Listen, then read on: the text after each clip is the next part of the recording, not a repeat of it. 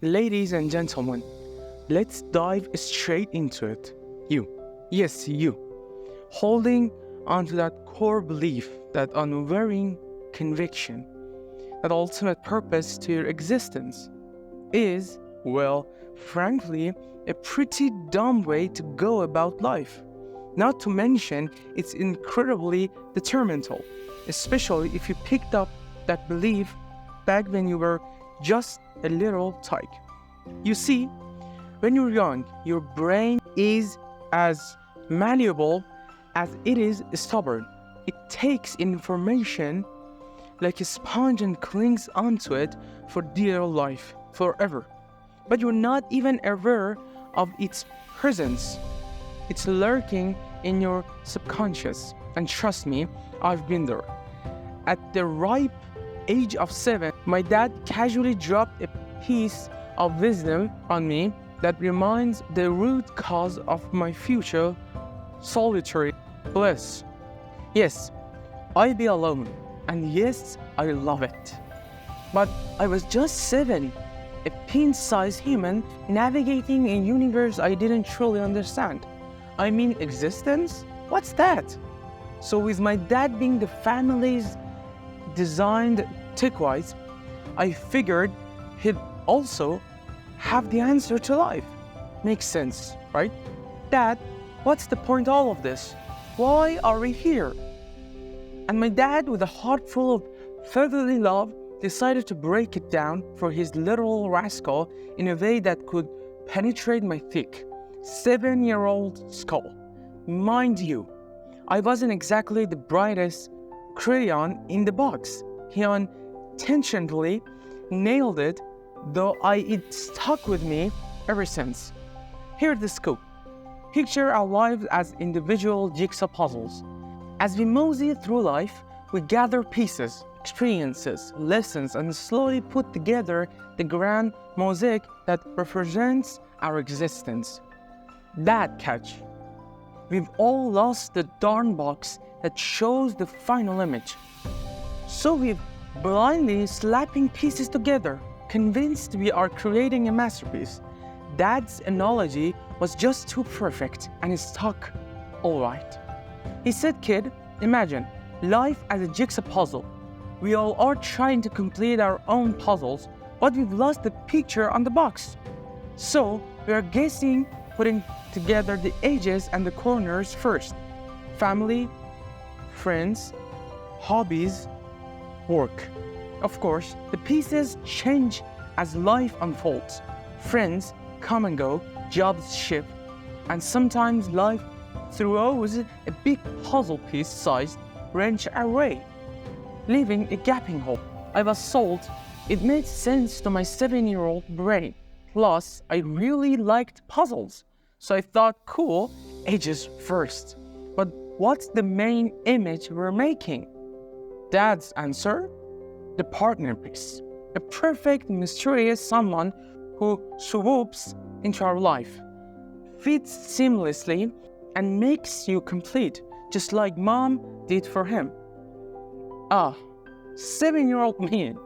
If only dad had said ice cream instead, we could save a lot of trouble. Here is the twist though. As heartwarming as that sounds, my 7-year-old interpretation wasn't all hearts and rainbows. It translated into something darker. If you're not with someone, you're broken. Alone equals incomplete. No partners, no wholeness. And it's not just dad's doing. Society has drilled this into every kid born over the past 4 decades. Every Disney princess has her prince. Every prince has its princess. Movies and TV shows convince us that anyone content with solitude is just an oddball. Watch them change their tune by the end, finding the true love. Bonjour Philippe.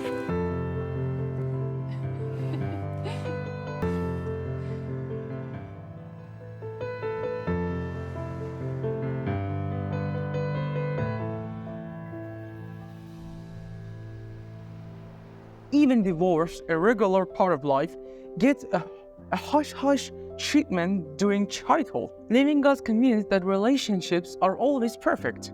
But let's get real. None of us truly know that we're going. We grew up with a skewed perception of relationships, thinking they're all sunshine and roses. And then, bam, we hit adulthood with no clue how to be alone. So some of us grasp at the wrong puzzle pieces, jamming them into our lives because something seems better than nothing. Fast forward a few years, we're gazing at a jigsaw that's unrecognizable, a strangest piece crammed in there, and you're thinking, who is this joker?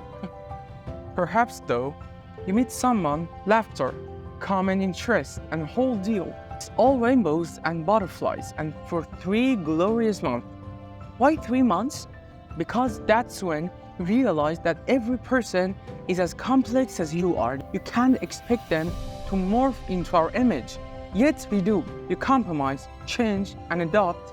It's lovely, doughy version of teamwork, but time doesn't guarantee success. In other words, time does not equal success. You could spend years with someone only to realize your jigsaw puzzles never matched. You're heading in different directions. So now you're stuck with the tough choice. Admit wasted years or waste more years. 50% of marriages end in divorce. If surgery had those odds, we'd all opt out. But love is that one field where we willingly sign up, hoping we won't end up emotionally scarred in the table. My generation's obsession with finding the one had led us to forsake the ones we're with. We are romanticized romance to the point we are more enamored with the idea of love than the actual person. I know this isn't my routine and my normal podcast, but trust me, I've had many people begging me to skip this bit, but I won't. 1, it's my podcast. 2, it's kind of brilliant. 3, I know I'm right. I ran this analogy by my coupled up friends, and within months, 4 of them were back to solo acts. I'm not saying love is impossible to find, but statistically, you haven't found it. So if you are screaming in your seats, it's because you're not truly in love. Either start laughing or embrace for an awkward conversation back at home. I genuinely believe that 80% of relationships are a load of hooey. People who never learn to be alone, who never learn to love themselves, throw themselves into relationships, hoping to fix something within. So, prove me wrong.